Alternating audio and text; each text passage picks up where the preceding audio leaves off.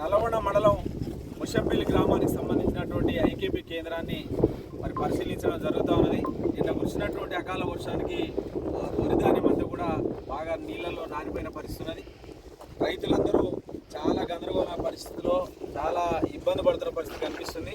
నిన్ననే ఒక లారీ ఈ ఐకేపీ కేంద్రం నుంచి మొట్టమొదటిగా ఒక లారీ మరి లోడ్ తీసుకొని చిట్యాల మిల్లుకి వెళ్ళడం జరిగింది.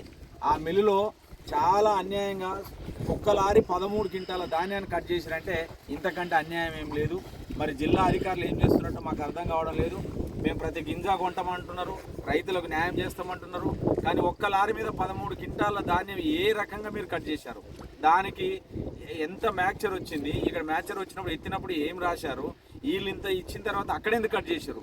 దీనికి జవాబు తప్పనిసరిగా చెప్పాల్సిన అవసరం ఉంది. ఆ రైతుకు పూర్తి స్థాయి డబ్బులు చెల్లించాలి.